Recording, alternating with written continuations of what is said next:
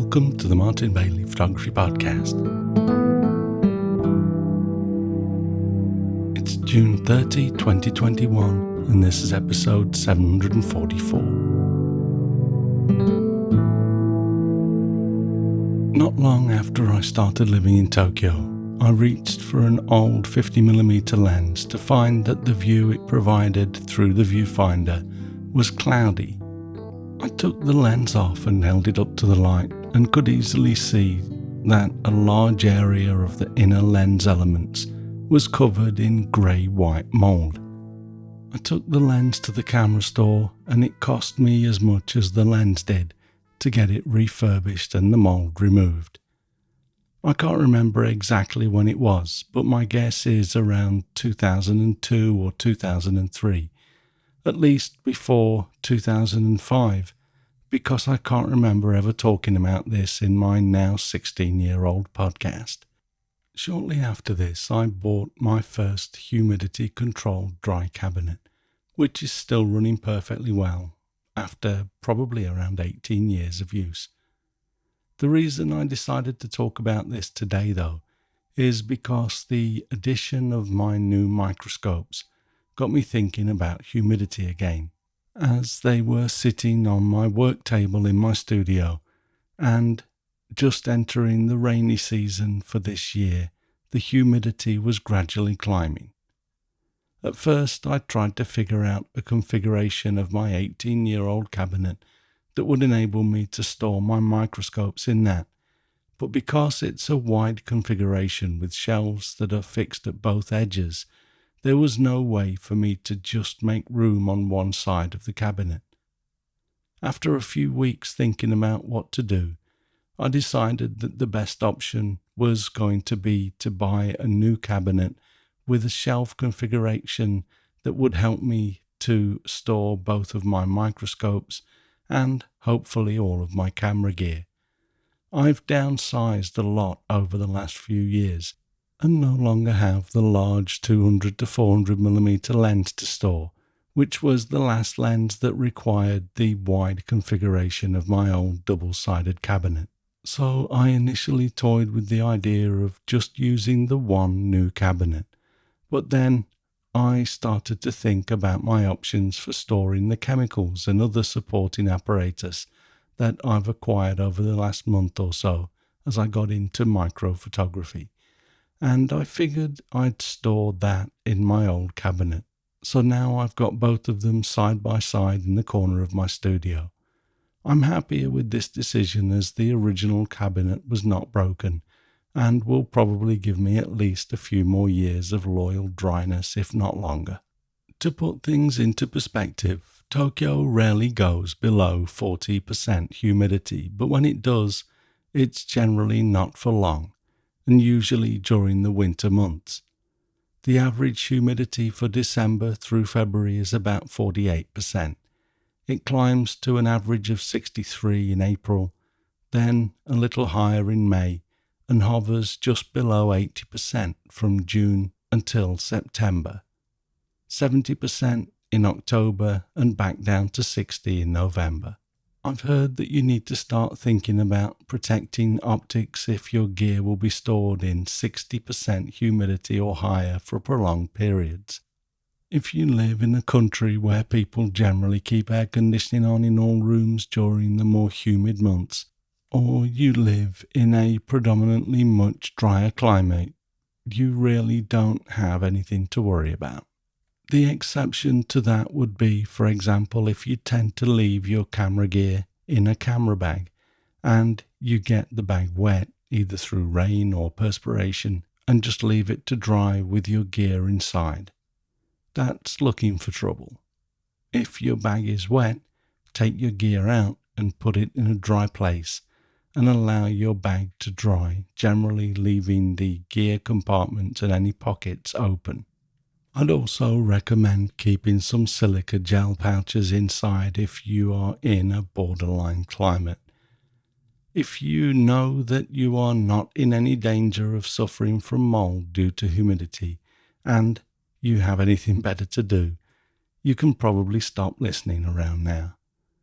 If this is a concern for you though, listen or read on, and I'll share a few more details and considerations that led to my recent purchase.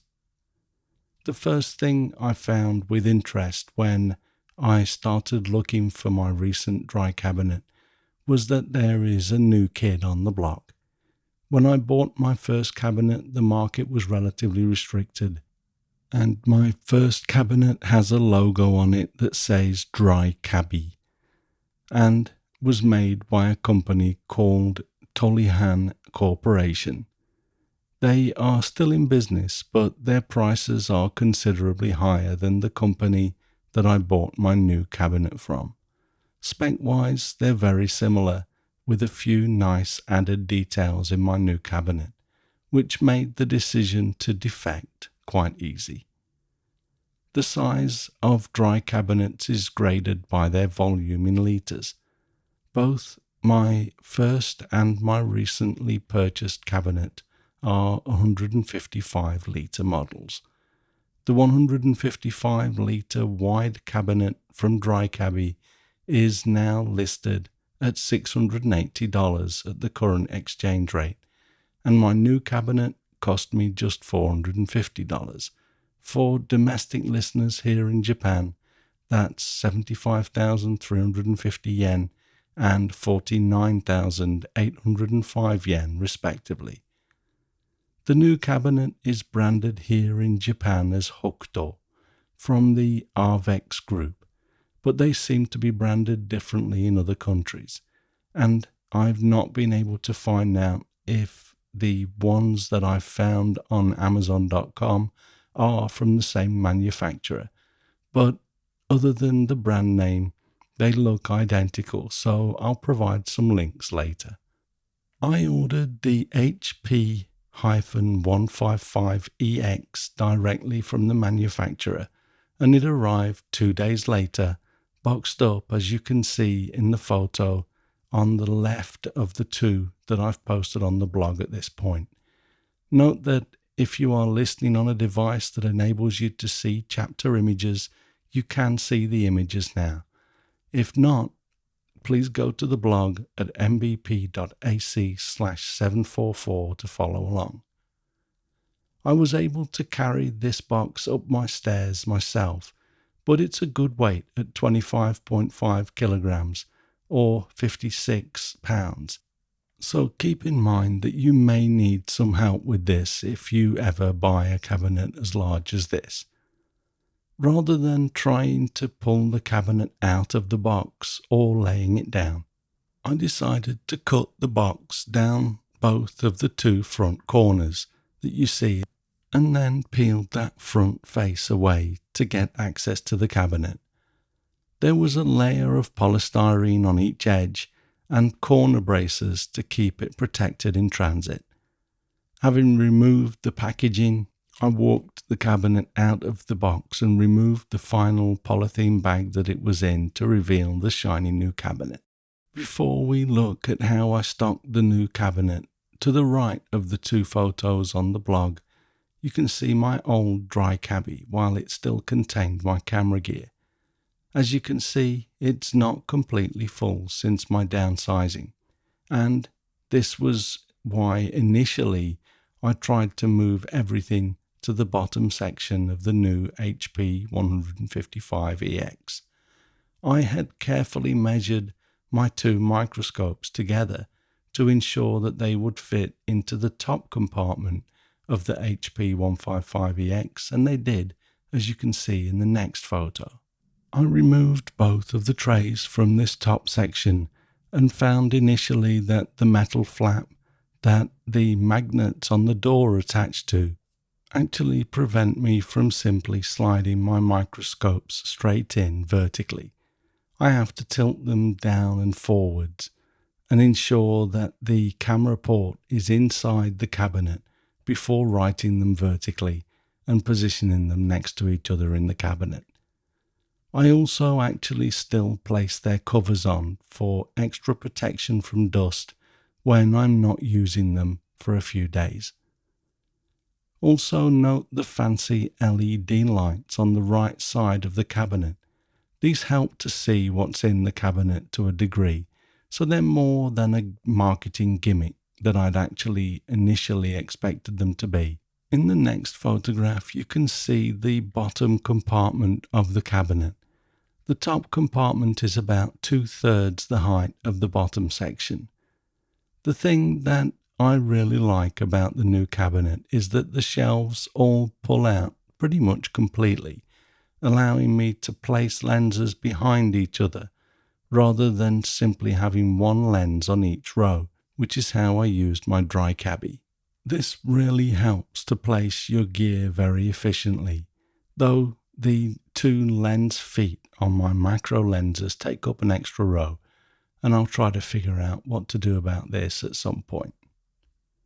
I'm keeping my three main camera bodies on the next shelf down, and you can see my EOS R5 sporting my microscope adapter at the front of this shelf, and my Rolleiflex to the left. My EOS R has been living in the back right corner with the 50mm f1.2 lens attached, as I often grab that to get shots like this for the blog, etc. In the next photo, you can see my Rolleiflex filter case, my Canon RF 100-500mm lens, and the two RF mount extenders, as well as some RF mount extension tubes that I picked up and will report on at some point soon. I found it interesting that the third-party manufacturers beat Canon to the market on the extension tubes front. I have a very shallow shelf between the two shelves in the last two photos, on which I've stored my filters and macro rail, etc. Back to my old dry cabbie, you can see that apart from my old Yasha TLR camera, I have pretty much filled it with the stuff that I'm using for my micro photography. The Vortex mixer that you can probably just about make out on the right, on the middle shelf there, has a rubber cover on the top that you push the test tube down onto to mix its contents. And I'm pretty sure that if I left this out in the heat and humidity of the Tokyo summer, that rubber would go all sticky and probably completely break down over the course of 1 or 2 years. The chemicals and things like citric acid that I've bought also won't fare well in the humidity, even though I have put them in relatively well-sealed containers.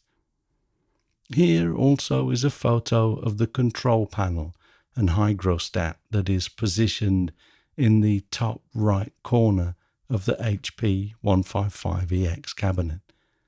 When you haven't pressed any buttons, the number you'll see is the humidity inside the cabinet. Pressing the top button turns on the LED lights inside the cabinet and shows the temperature inside the cabinet, both of which are nice little features. To see the target humidity, you long press the set button, then move it up or down using the top two buttons, then press the set button again to store the value. I have mine set at 35%, as you see here. They say that for camera gear around 40% is a good humidity, and for electronics setting the cabinet at about 30% is good. So as our cameras are also electronic goods these days, I take the middle ground with 35%. Finally, here's one last photo of both my old dry cabbie and the new Hooktor HP 155EX playing nicely together in the corner of my studio.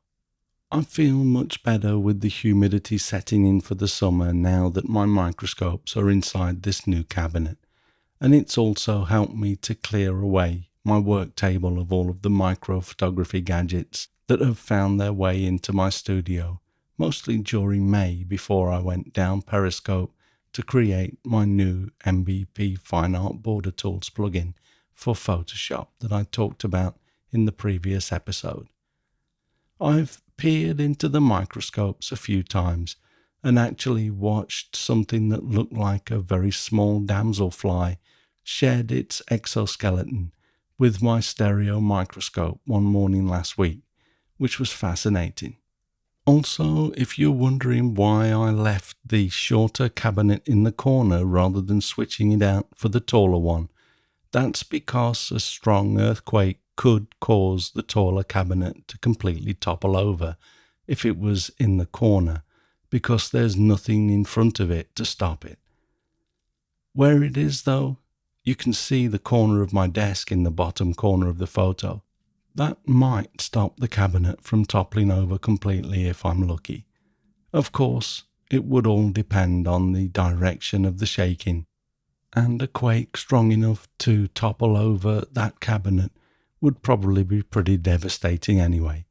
But here in Japan, these are things that we have to keep in mind, in addition to the high humidity. Anyway, we'll start to wrap it up there, and I'll leave you with a few thoughts on what you might want to look at if you decide you need one of these, and look to pick it up from Amazon.com. The one that I found that is the closest to what I bought is from a company called Rugard, although it has a capacity of 180 litres, so it's actually slightly larger than mine. Another slightly smaller cabinet that I found is from a company called Forspark at 125 litres. They also have a nice looking 80 litre cabinet, and all of these are links, so go to mbp.ac/744 if you need to click on these. If none of these fit the bill, scroll down on any of these pages and you'll see some similar cabinets that might work for you. Note that these links are affiliate links, so although the price is unchanged to you, you would be helping to support the podcast by buying with these links, and I do, of course, thank you for that. So thank you very much for listening today.